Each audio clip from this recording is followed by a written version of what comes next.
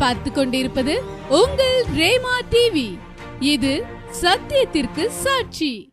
அன்புக்குரியவர்களே, ஆண்டவராய் இயேசு கிறிஸ்துவின் நாமத்தினாலே உங்கள் யாவருக்கும் எங்களுடைய அன்பின் வாழ்த்துக்கள்.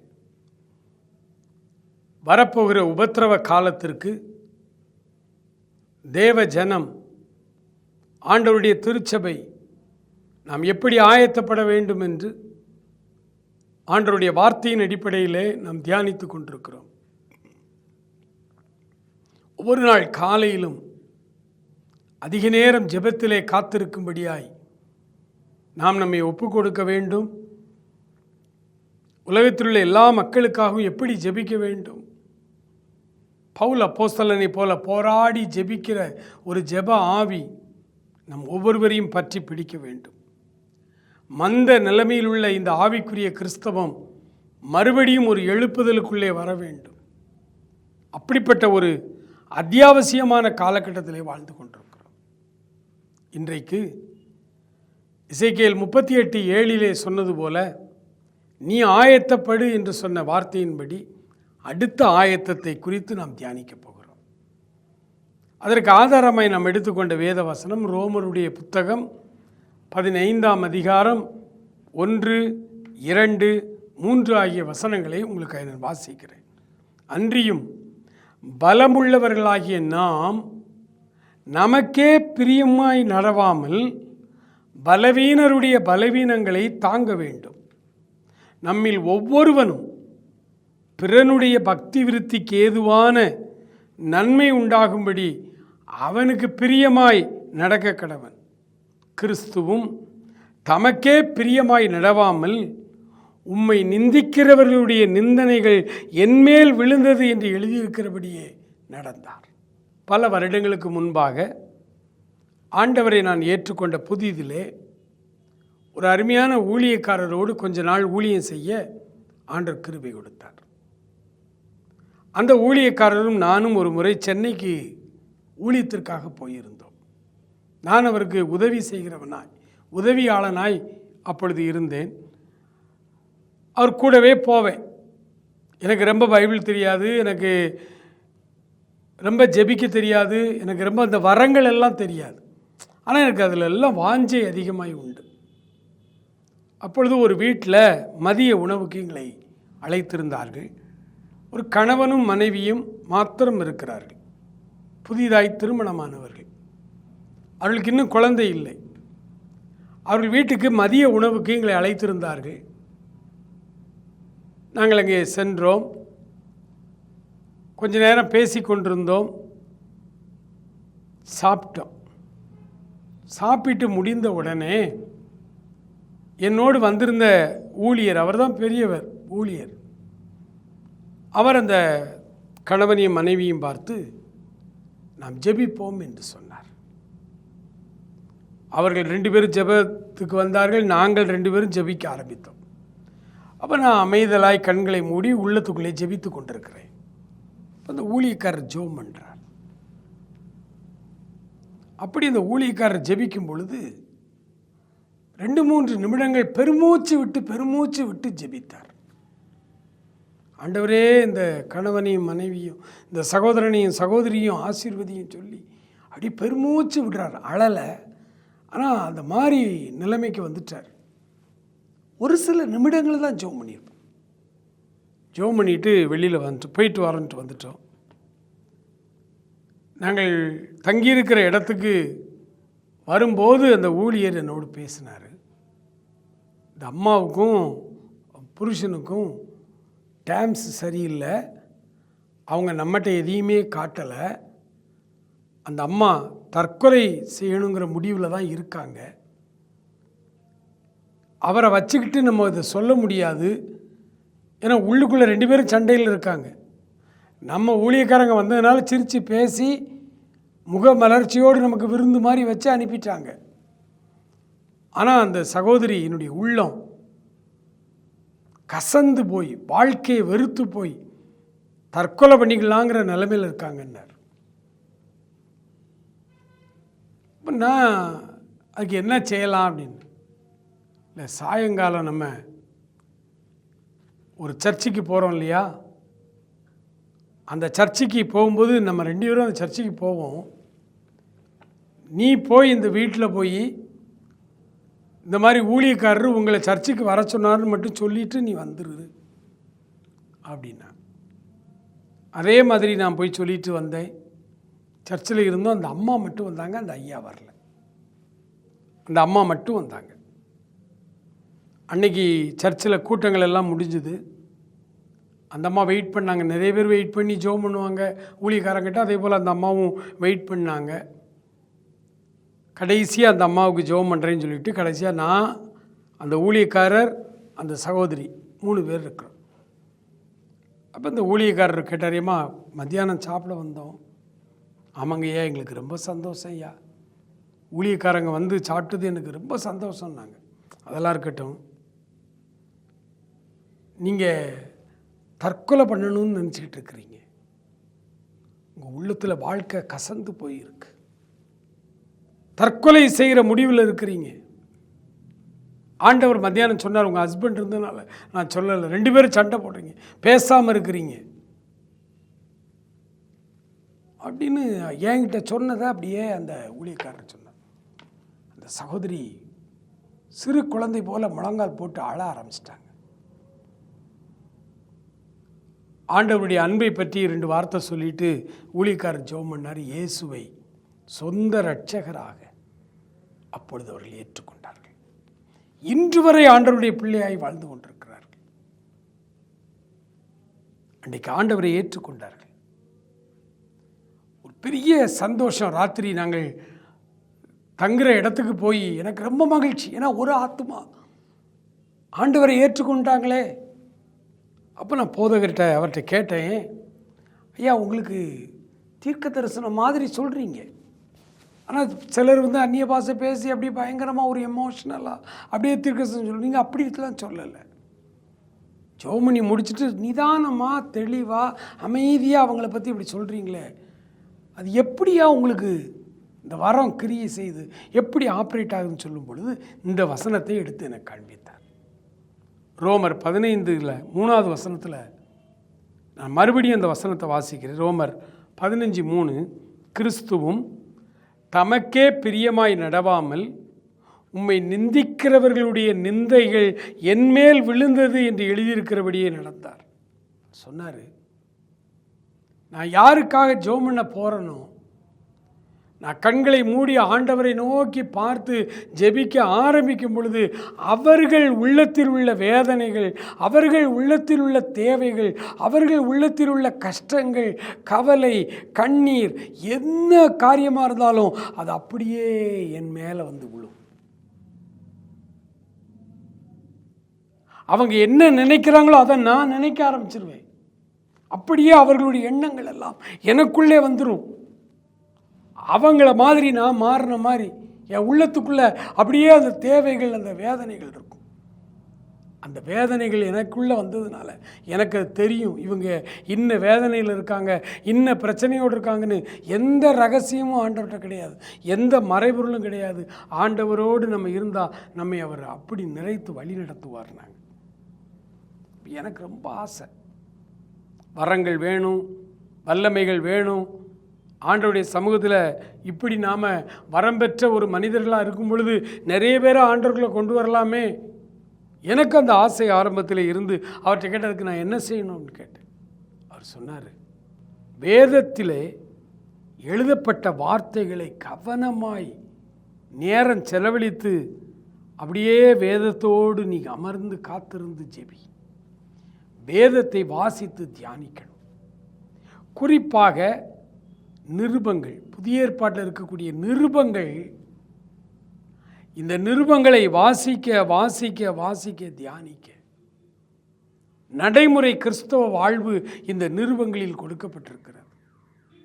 இந்த நிருபங்களை நீ வாசிக்க வாசிக்க வாசிக்க ஆண்டவர் உன் உள்ளத்தை மிருதுவாய் அவருடைய உள்ளத்தை போல உன்னை மாற்றுவார். நீ உனக்காய் வாழ மாட்டாய். நிருபங்களை முழுவதும் நீ தியானித்து வாசித்து விட்டால் அதன் பிறகு நீ உனக்காக வாழ முடியாது. நீ மற்றவர்களுக்காக வாழ ஆரம்பித்து விடுவாய். மற்றவருடைய துயரங்களுக்காய் ஜெபிக்க ஆரம்பித்து விடுவாய். மற்றவர்களுடைய தேவைக்காக நீ உன் வாழ்வை அர்ப்பணிக்க ஆரம்பித்து விடுவாய். வேதத்தை கவனமாய், குறிப்பாக புதிய ஏற்பாடு, அதுவும் புதிய ஏற்பாட்டிலையும் நிருபங்கள், கடிதங்கள், அதை ரொம்ப கருத்தூன்றி அதை வாசித்துப்பா. இதில் உள்ள பிரச்சனைகள் தான் எல்லா மனிதர்களுக்கும் உள்ள பிரச்சனை. இதில் உள்ள காரியங்கள் தான். நீ ஆண்டவருடைய சமூகத்தில் வழி தப்பி போகாமல், வஞ்சிக்கப்படாமல், நீ ஆண்டவருடைய பாதையில் உபத்திரவ காலத்தில் நிற்க வேண்டுமானால் இந்த வசனங்கள் தான், இந்த வார்த்தைகள் தான் உன்னை காப்பாற்றும். 119ஆம் சங்கீதத்திலே தாவீது அரசன் பைபிள் வசனத்தின் மேன்மைக்காகவே எழுதப்பட்ட ஒரு சங்கீதம். உம்முடைய வேதம் என் மனமகிழ்ச்சி, உம்முடைய வேதம் எனக்கு பிரியம், நாள் முழுவதும் அது என்னுடைய தியானமாய் இருக்கிறது. உம்முடைய வேதம் மாத்திரம் என் மனமகிழ்ச்சியாய் இராதிருக்குமானால் எனக்கு நேரிட்ட துன்பங்களில் நான் என்றைக்கோ அழிந்து போயிருப்பேன். வரப்போகிற உபத்திரவ காலத்திலே நாம் அழிந்து போகாமல் இருக்க வேண்டுமானால் இந்த சத்திய வேதம் நம் மனமகிழ்ச்சியாய் இருக்க வேண்டும். இந்த வேதத்தை அனுதினமும் தியானிக்கிறவர்களாய், இந்த வேத வசனங்களையே தம்முடைய மனது முழுவதும் நிரப்பி வைத்த பிள்ளைகளாய் நீங்களும் நானும் இருக்க வேண்டும். ஆயத்தம். ஆண்டவருடைய சமூகத்தில் எந்த அளவுக்கு இந்த 3 குழுவினருக்காக போராடி ஜெபித்து பிரயாசப்படுகிறோமோ அதற்கு ஈக்குவலாய் வேதத்தை வாசித்து தியானிக்கும் பொழுது அது நம்முடைய இருதயத்தை பக்குவப்படுத்துகிறது. எபிரேயர் நிருப ஆக்கியோர் எழுதுகிறார், கிறிஸ்து இயேசுவை கவனித்து பாருங்கள். அவரை கவனித்து பார்ப்பதென்றால் அவருடைய வார்த்தைகளிலே கவனமாயிருங்கள் என்று பொருள். யாக்கோபு எழுதுகிறார், சத்திய பிரமாணமாகிய இந்த பூரண பிரமாணத்தை உற்று பாருங்கள். இதில் எழுதியிருக்கிறவர்களின்படி நீங்கள் நடக்க ஆரம்பியுங்கள். யாக்கோபு சொல்லுகிறார். பேதுரு இன்னும் ஒருபடி மேலே போய் சொல்றார், கிறிஸ்து நமக்காக பாடுபட்டார் அல்லவா, அந்த பாடு மரணங்களை அதிகமாக நீங்கள் தியானித்து உங்கள் மூளையிலே, உங்களுடைய அறிவிலே, உங்களுடைய ஆத்துமாவிலே அதை ஒரு பெரிய ஆயுதமாய் வைத்துக் கொள்ளுங்கள். அது உங்களை பாதுகாக்கும். ரொம்ப வருஷத்துக்கு முன்னால் கால்டுவெல் அவருடைய வாழ்க்கை வரலாற்றை ஏன்குடி திருச்சபையார் அதிக பொருள் செலவிலே ஒரு டாக்குமெண்ட்ரி ஃபிலிம் மாதிரி எடுத்தாங்க. கிட்டத்தட்ட சினிமா மாதிரி இருக்கும். கால்டுவெல்னுடைய வாழ்க்கை வரலாறு எடுத்தாங்க. அந்த வாழ்க்கை வரலாறுக்கு மகான் அப்படின்னு பேர் கொடுத்துருந்தாங்க. இப்பவும் நீங்கள் கிறிஸ்தவ புத்தக கடைகளில், சில சிடி கடைகளில் அந்த சிடி வாங்கலாம். மகான் என்கிறதான அந்த சிடி கனம் கால்டுவெல், பேராயர் கால்டுவெல் ஐயாவுடைய முழு வாழ்க்கை வரலாறு, அன்றைக்கு இருந்த இடையன்குடி கிராம சூழ்நிலை எல்லாம் இருக்கும். நான் பல முறை அதை நான் பார்த்திருக்கிறேன். அதிகமாய் மிஷினரி வரலாறுகள், அதிகமாய் மிஷினரி பயோகிராஃபிஸ், இதை புத்தக வடிவிலே அதிகமாய் வாசிக்கிறவன் நான். அது என்னை பக்குவப்படுத்துகிறது. எனக்குள்ளே இந்த தாகத்தை அதிகரித்து கொண்டே இருக்கிறது. அதோடு இந்த வேதாகமம், இதில் இருக்கிற கடிதங்கள் பல்லாயிரம் முறை நான் வாசித்து விட்டேன். இப்பொழுதும் வாசித்து கொண்டிருக்கிறேன். அந்த மகான் என்கிற அந்த டாக்குமெண்ட்ரியில் அந்த கிராமம், இடையங்குடி கிராமத்தில் அடிக்கடி கால்ரா கொள்ளை நோய் வரும். கால்டுவெல் அதிகம் படித்தவர், லிங்குவிஸ்டிக்ஸில் போஸ்ட் கிராஜுவேட் முடித்தவர், ஆர்கிடெக்ட் படித்து முடித்தவர். லிங்குவிஸ்டிக்ஸுக்கும் ஆர்கிடெக்டுக்கும் சம்மந்தமே கிடையாது. ஆனால் கிளாஸ்கோ சிட்டியில் 2யுமே படித்தார். அயர்லாந்தில் பிறந்தவர், 2யுமே படித்தார். அவருக்கு அப்போ தெரியல, ஏன் நம்மளை ஆண்டவர் இல்லை ஆர்கிடெக்ட் படித்த வச்சவர் அப்படியே கொண்டு போய் லிங்குவிஸ்டிக்ஸ் படிக்க சொல்கிறாரு, இதுக்கு அதுக்கு என்னையா சம்மந்தம்னு. இடையன்குடிக்கு ஊழியத்துக்கு இங்கே வந்தவர் தான் தெரிஞ்சது. இடையன்குடி கிராமம் வருடா வருடம் குறிப்பிட்ட சீசனில் காலரா வந்து கொத்து கொத்தாய் ஜனங்கள் செத்தார்கள். அழுதார், ஆலயத்தை திறந்து அழுதார், ஆண்டவரே நான் இடையகுடியில் இருந்து ஜெபிக்கிறேன், இந்த ஜனங்கள் எப்படி சாகலாம்.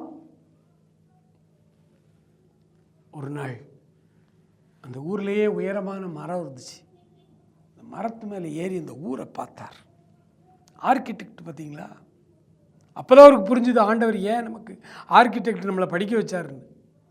மேலே ஏறி பார்க்கிறார், அந்த கிராமம் ரொம்ப நெருக்கமான குடிசை வீடுகள், நெருக்கமான வீடுகள். இறங்கி போனால் ஒரு வீட்டிலேருந்து ஜன்னல் இல்லை. அப்போ அந்த இடையன்குடி மக்கள்கிட்ட கேட்குறாரு, ஏன் ஜன்னல் இல்லாமல் வச்சுருக்கீங்க, காற்றோட்டம் இல்லையேன்னு. அவன் சொன்னாங்க, ஜன்னல் வச்சா அது வழியாக அசுத்தாவி வந்துடும்னு எங்களுடைய முன்னோர்கள் எங்களுக்கு சொன்னாங்க. மூட நம்பிக்கை. ஜன்னல் வச்சா அசுத்தாவி வந்துடுமா? ஏன் கூரை வழியாக வராதா, ஏன் வாசல் வழியாக வராதா? அவர்களுக்கு இந்த அறியாமையில் இருக்காங்களே. காலரா வியாதி வர்றதுக்கே மெயின் காரணம் தண்ணி, அசுத்தமான குடி தண்ணீர், காற்றோட்ட வசதி இல்லாத வீடு. இதுதான் தொற்று நோய்க்கு காரணம்னு கண்டுபிடிச்சார்.